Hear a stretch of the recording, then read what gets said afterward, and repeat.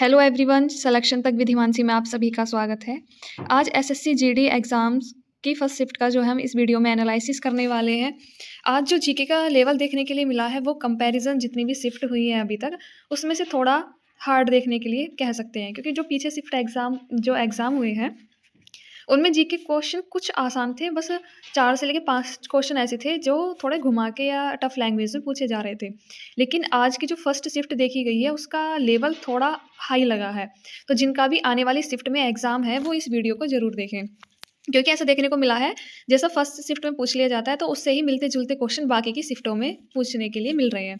तो जिसका भी आने वाली शिफ्ट में एग्ज़ाम है वो इस वीडियो को ज़रूर देखें, उन्हें इस वीडियो से ज़रूर फ़ायदा मिलेगा। तो वीडियो को स्टार्ट करते हैं क्वेश्चन नंबर 1 से। क्वेश्चन नंबर 1 है, फ्लैमिंगो त्योहार का संबंध किस राज्य से है? तो फ्लैमिंगो त्योहार का संबंध किस राज्य से है? आंध्र प्रदेश से।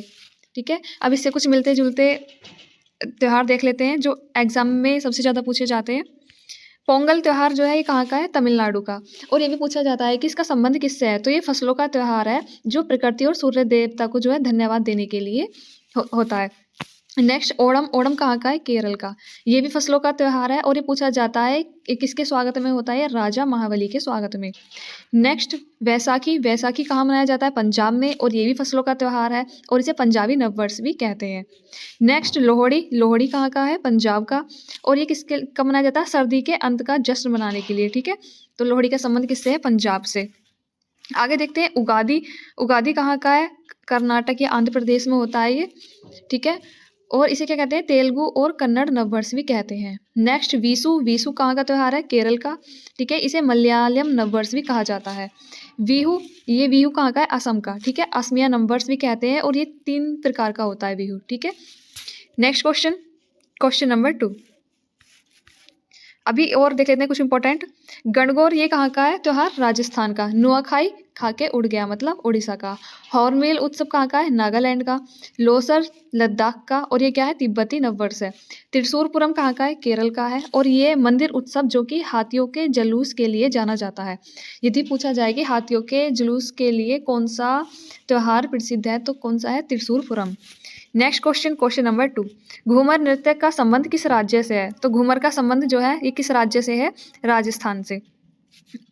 आगे देख लेते हैं असम के कौन कौन से हो जाएंगे? बिहू, बिछुआ, नट पूजा। ठीक है, असम की बहू कहाँ गई थी पूजा करने के लिए। और जो है महारास, कली गोपाल, बगुरम्बा, नागा नृत्य और खेल गोपाल, ये सभी नृत्य कहाँ के हैं? असम के। नेक्स्ट देखते हैं बिहार, बिहार के जाट जटिन बेखो त्योहार कहाँ का है? बेखो नृत्य कहाँ का है? बिहार का। पवरिया, समा चकवा और विदेशिया, इनका संबंध सभी का बिहार से है। एक जम्मू कश्मीर का देखते हैं। जम्मू कश्मीर का सबसे ज़्यादा पूछा जाता है राउफ का संबंध कहाँ से है? जम्मू कश्मीर से। हिकत, हिकत का संबंध भी जम्मू कश्मीर से, और दमाली भी जम्मू कश्मीर का ही है। नेक्स्ट पंजाब, पंजाब का भांगड़ा, गिद्दा और डफ सबसे ज़्यादा पूछे जाते हैं। भांगड़ा का संबंध कहाँ से है या गिद्दा का संबंध? धमन, इसका संबंध भी कहाँ से है? पंजाब से। नेक्स्ट राजस्थान, राजस्थान का संबंध, राजस्थान में कौन कौन से होते हैं? घूमर, ठीक है, गणगौर, गपाल, कालबेलिया सबसे ज़्यादा पूछा जाता है। कालबेलिया का संबंध किससे है? राजस्थान से। नेक्स्ट तमिलनाडु, यहाँ पे क्या होता है? भरतनाट्यम, कुंभी और कोलाट्टम। उत्तर प्रदेश के इस बार बहुत ज़्यादा देखने के लिए मिल रहे हैं। तो नौटंकी का संबंध किससे है? उत्तर प्रदेश से। रासलीला, कजरी, जैता, इन सभी का संबंध किससे है? उत्तर प्रदेश से है। नेक्स्ट क्वेश्चन था क्वेश्चन नंबर 3। विंबलडन का संबंध किस खेल से है? तो विंबलडन का संबंध किस खेल से? एक स्पोर्ट्स से भी लगातार क्वेश्चंस पूछा जा रहा है। कभी तो शब्दावली से आ रहा है, और कल तक जो शिफ्ट हुई है उनमें एक प्लेयर दे दिया जा रहा था और उस बता रहे थे कि उस खिलाड़ी का संबंध किस खेल से है। तो आज विंबलडन पूछ लिया गया है कि ये किस खेल से संबंधित है? टेनिस से। Next question, question number 4। Polity से एक आर्टिकल पूछा जा रहा है। ठीक है, तो आज भी आर्टिकल ही पूछा गया है। अनुच्छेद 163 का संबंध किससे है? इसका संबंध किससे है? राज्य मंत्री परिषद का गठन। कुछ इंपॉर्टेंट आर्टिकल देख लेते हैं। अनुच्छेद 155 का संबंध है राज्यपाल की नियुक्ति से। 161 अनुच्छेद क्षमा प्रदान करने के लिए, क्षमा आदि प्रदान करने के लिए जो है राज्यपाल की शक्ति होती है। एक तो राष्ट्रपति के पास शक्ति होती है क्षमा करने के लिए, लेकिन अनुच्छेद 161 में बताया गया है राज्यपाल की क्षमा शक्तियों के बारे में कि ये क्या कर सकता है? सजा को निलंबित कम करने के लिए। ठीक है, अनुच्छेद 163 का संबंध राज्यपाल की सहायता और सलाह के लिए। ठीक है, नेक्स्ट है अनुच्छेद 167, यह है राज्यपाल आदि को सूचना उपलब्ध कराने के संबंध में। नेक्स्ट है अनुच्छेद 169, राज्यों में विधान परिषदों का निर्माण करना। ठीक है, नेक्स्ट देखते हैं। Next question, question number 5, Bharat Ratna किस संगीतकार को दिया गया है? तो यहाँ पे पूछा गया था कि संगीतकार को भारत रत्न मिला है MS सुब्बालक्ष्मी। अब कुछ इंपॉर्टेंट पॉइंट देख लेते हैं। जो MS सुब्बालक्ष्मी है, इनका संबंध जो है तमिलनाडु की एक जो है भारतीय कर्नाटक संगीत की जो है एक गायिका है। भारत रत्न जो भारत के सर्वोच्च नागरिक सम्मान, जो भारत रत्न से पहली संगीतकार हैं ये, जिन्हें सम्मानित किया गया था। अब पहली संगीतकार पूछा गया है तो और भी इससे संबंधित कुछ क्वेश्चन पूछे जा सकते हैं एग्जाम में आने वाली शिफ्ट में। नेक्स्ट है 1999 में जो है पंडित रविशंकर को, और 2001 में उस्ताद बिस्मिल्लाह खान। ठीक है, 2001 में किसका संबंध है? बिस्मिल्लाह खान का है। और श्रुति लता मंगेशकर, ठीक है, 2001 में इन दोनों का संबंध है। 2009 में पंडित भीमसेन जोशी को जो है भारत रत्न पुरस्कार से सम्मानित किया गया है। तो अगर 1999 में पूछा जाए तो पंडित रविशंकर जी है, 2001 में बिस्मिल्लाह खान और लता मंगेशकर है, 2009 में पंडित भीमसेन जोशी जी को भारत रत्न से जो है सम्मानित किया गया है। नेक्स्ट क्वेश्चन, क्वेश्चन नंबर 6, संविधान सभा का गठन कब हुआ था? तो संविधान सभा का गठन कब हुआ था? तो 1946 में। 1946 को जो है कैबिनेट मिशन योजना ने पहली बार जो है संविधान सभा का प्रस्ताव रखा था। अगर पूछा जाए कि संविधान की पहली बैठक कब हुई थी, तो 9 दिसंबर 1946 को। संविधान सभा ने 2 वर्ष 11 माह और 18 दिन में संविधान को जो है अंतिम रूप दे दिया था, मतलब ये इसका निर्माण हो चुका था। यदि उद्देश्य प्रस्ताव पूछा जाए, सबसे ज़्यादा पूछा जाता है उद्देश्य प्रस्ताव संविधान सभा के पहले अधिवेशन में, ठीक है, यानी कि 13 दिसंबर 1946 को पंडित जवाहरलाल नेहरू द्वारा जो है स्थानांतरित किया गया था। तो ये पूछा जाता है कि उद्देश्य प्रस्ताव का संबंध किससे है? पंडित जवाहरलाल नेहरू से। नेक्स्ट क्वेश्चन पूछा जाता है, डॉक्टर सच्चिदानंद सिन्हा संविधान सभा के पहले अध्यक्ष थे। ठीक है, नेक्स्ट है BN राव को संविधान सभा का संवैधानिक सलाहकार नियुक्त किया गया था। यदि पूछा जाए कि संविधान का सलाहकार किसे नियुक्त किया गया है, तो VN राव को। नेक्स्ट क्वेश्चन, क्वेश्चन नंबर 7, प्रथम ट्रांसजेंडर महिला जिनको भारतनाट्यम के लिए पद्मश्री पुरस्कार मिला है। यहाँ पे ट्रांसजेंडर की बात हो रही है, तो किसे मिला है? नृत्यकी नटराज को। Next question, question number 1 science से पूछा गया है। न्यूटन का तीसरा नियम पूछा गया था कि न्यूटन का तीसरा नियम क्या है, यह किससे संबंधित है? तो ये नियम, न्यूटन के तीसरे नियम को क्या कहा जाता है? क्रिया और प्रतिक्रिया का नियम। क्रिया प्रतिक्रिया का नियम क्या होता है? जैसे मान लो हम गोली चला रहे हैं, बंदूक चला रहे हैं, तो जैसे गोली चलाई तो वो आगे की तरफ जाएगी। जैसे ही हमने गोली चलाई तो हमारा हाथ जो होता है वो पीछे की तरफ झटका खाता है। तो इसे क्या कहते हैं? क्रिया प्रतिक्रिया का नियम। आगे की शिफ्ट में पूछा जा सकता है कि न्यूटन का प्रथम नियम या द्वितीय नियम क्या था? तो न्यूटन का प्रथम नियम था जड़त्व का नियम। ठीक है, पहले नियम को क्या कहते हैं? जड़त्व का नियम। और द्वितीय नियम को क्या कहते हैं? संवेग का नियम। तृतीय नियम आपको बता ही दिया गया है, क्रिया प्रतिक्रिया का नियम। Next question, question number 9, Mahatma Buddha को ज्ञान जो है किस वृक्ष के नीचे प्राप्त हुआ था? महात्मा बुद्ध को ज्ञान की प्राप्ति किस वृक्ष के नीचे हुई थी? पीपल के वृक्ष के नीचे। अब महात्मा बुद्ध से इंपॉर्टेंट फैक्ट देख लेते हैं। महात्मा बौद्ध धर्म की स्थापना किसने करी थी? गौतम बुद्ध ने।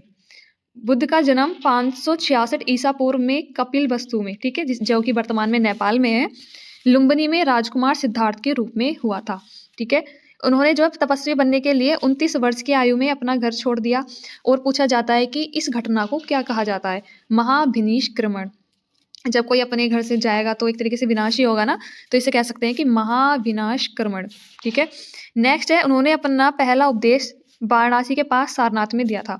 क्वेश्चन पूछा जाता है कि बुद्ध ने जो है अपना पहला भाषण, ठीक है, कहाँ दिया था? वाराणसी के पास सारनाथ में। और इस घटना को क्या कहते हैं? धम्म चक्र परिवर्तन। ठीक है, ये भी पूछा जाता है कि इस घटना को क्या कहते हैं? धम्मचक्र। घर से निकलने की घटना महाविनिष्क्रमण, पहला उपदेश दिया, धम्मचक्र परिवर्तन। जब कोई उपदेश देता है तो हमारा माइंडसेट थोड़ा चेंज हो जाता है ना, तो धम्मचक्र परिवर्तन कहते हैं उसे। कुशीनगर ये कहाँ है? उत्तर प्रदेश में है वर्तमान में। 1 साल के पेड़ के तहत 483 ईसा पूर्व में जो है उनकी मृत्यु हो गई। ठीक है, यदि इनकी मृत्यु पूछा जाए तो 483 ईसा पूर्व में इनकी मृत्यु हो गई। और इस घटना को क्या कहा जाता है? महापरिनिर्वाण। ये तीनों घटनाएं बहुत इंपॉर्टेंट है। घर से छोड़ा गया, घर छोड़ा तो महाविनिष्क्रमण, और पहला उपदेश दिया धम्मचक्र परिवर्तन, और इनकी मृत्यु जो हुई उसे कहते हैं महापरिनिर्वाण। बुद्ध के महत्वपूर्ण समकालीन, ये पूछा जाता है कि इनके समकालीन राजा कौन से थे? तो बिंबिसार, अजातशत्रु, ठीक है, बिंबिसार, अजातशत्रु, महावीर, जैन और राजा प्रसेनजीत, इन तीनों का संबंध जो है महात्मा बुद्ध के समय से है। नेक्स्ट क्वेश्चन देखते हैं, question number 10। Next question number 10 है, 6th आर्थिक जनगणना कब हुई थी? तो कब हुई थी? 2013 में। एक क्वेश्चन पूछा गया था, लगातार पूछा जाता जा रहा है, मैत्री जनजाति, एक कोई जनजाति दे दी जाएगी और ये पूछा जाएगा कि इसका संबंध जो है कहाँ से है, ये कौन सा त्यौहार बनाती है जनजाति, ठीक है, और किस राज्य में निवास करती है। ऐसे ही पहले दिन से ही लगातार क्वेश्चन बनता आ रहा है।